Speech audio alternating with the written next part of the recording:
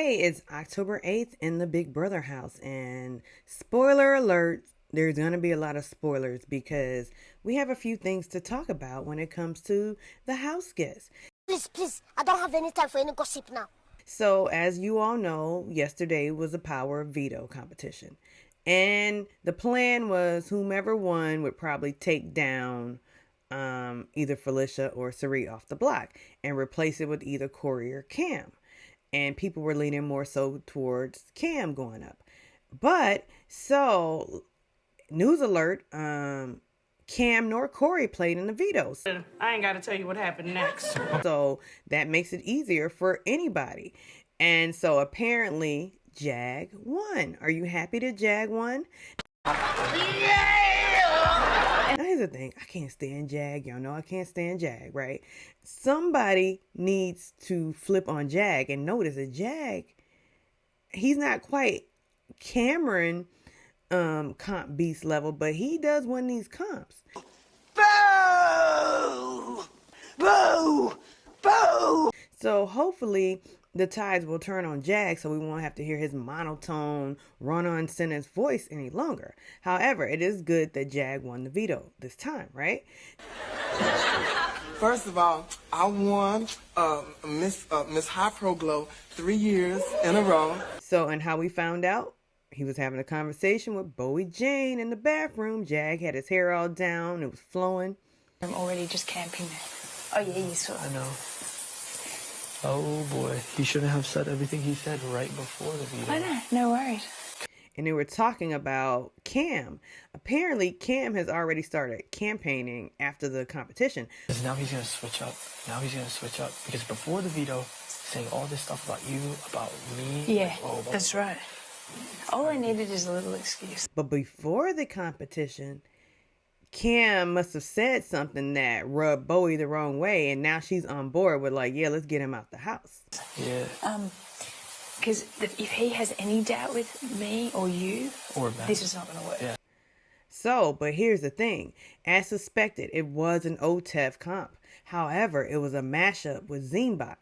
And Zingbot came with his zings. You know what? Am I the only person in the world who is so overly annoyed by Zingbot? Annoying! His voice is annoying, and he's not often that funny. But I did happen to capture some of his notes. I wrote notes down for you guys. Let me read some of the zings. So apparently Jag and Felicia and Matt were all sitting up there talking on the little sofa, talking about what Zing said, and he said, Jag, I can't even do it because I'm kind of under the weather, everybody. My allergies are going crazy. So I can't do the voices for you today. But he said, Jag, you're kind of like a sports car, not like a Jaguar, but more like a Bugatti. Or you're like an Aston Boring or something to that effect. And so then when he gets to Corey, he says, Corey was ugly and short and has a thin mustache, if you could call it that. And then he was talking about the way he kisses like a car wash or something to that effect. But then he mentions about America, like basically saying America was robbing the cradle because, you know, she's older than Corey. And the funny thing is, Jag and Matt are so young, they didn't even know what robbing the cradle meant. Like, oh my God, these kids today. And speaking of kids today, we're going to get to that when Miss Felicia and Sari were having a conversation about the kids in the house. But okay, so back to, he said, you know, Cam was in the service. So Zingbot made a comment basically saying you went from sergeant or something to a major effing tool.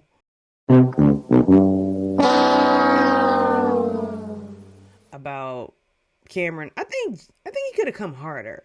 And then he actually said something about Sari, in the past few weeks you've lost all your friends and now it's just you on an island losing, which you know best. You know how to lose on the island, because she was on the Survivor Island. Loser. And then the thing about Bowie Jane, I think, was the funniest. He said, the difference between Bowie Jane and the shark is One is an Australian creature with a sharp white teeth that scares people, and the other one is just a great white shark.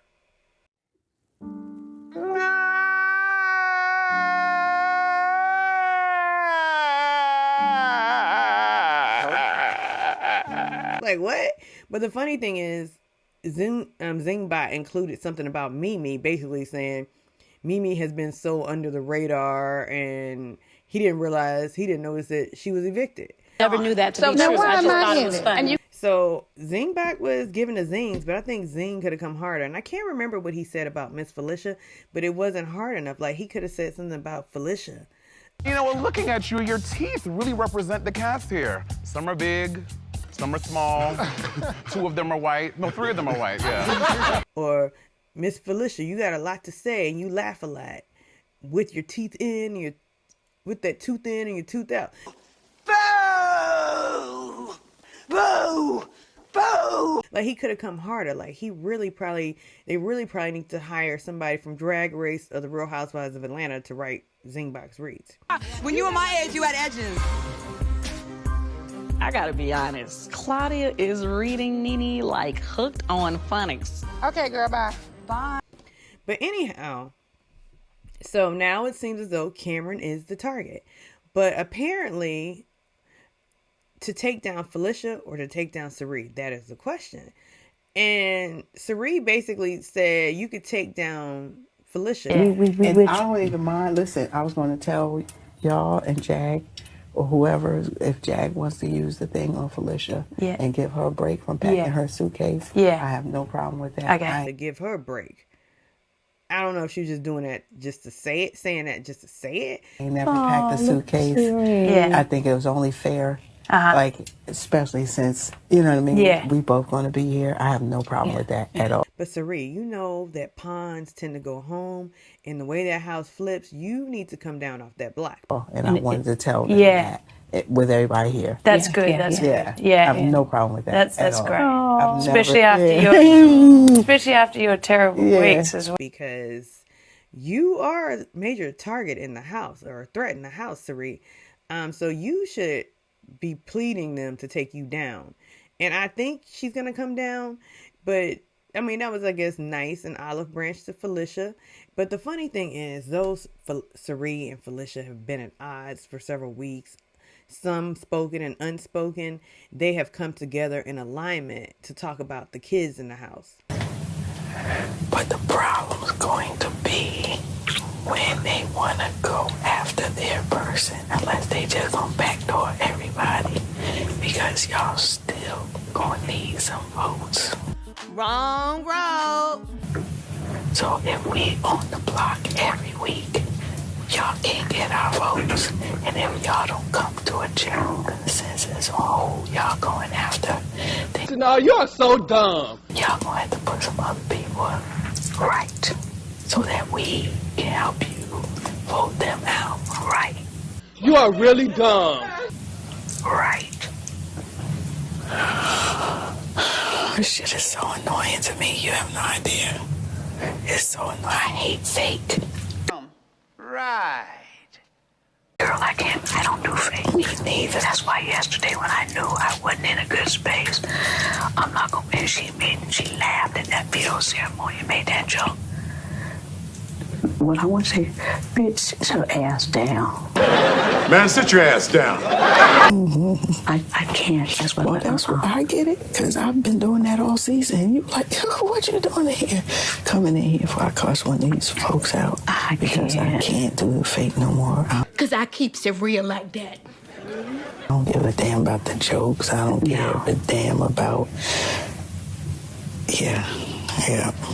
They are so cutthroat. It is ridiculous. Cutthroat and they kids. I keeps it real.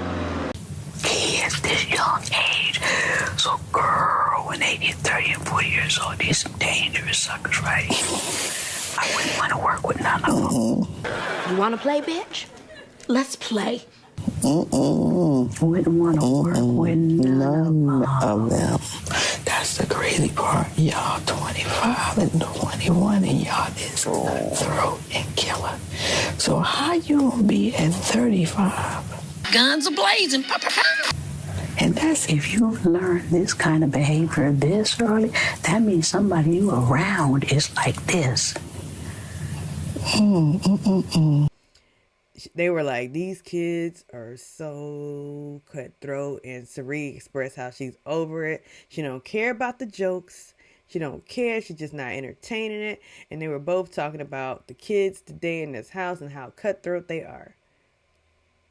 My name is Miss Keener. I'm here today to discuss your future. My future? Which is true. Like, these Gen Zs, man. The funny thing is, like, having worked with Gen Zs, and I know I'm going too personal, they all think they're supposed to come in and make this impact early on, and they're so great, they know it all, but then they collapse. Andrew, so before you try to revolutionize my business, I'd like to know that you actually know my business. Miss Sari and Felicia were right on about them. But what do you guys think is going to happen? Are they going to take Felicia off the block and put up Cam and then Sari flip it off Sari? Or is Sari coming off the block and then they're just going to put out Cam? But either way, they have the opportunity to get a major threat if Sari stays on that block. So drop into the comments and let me know your thoughts. Like and subscribe.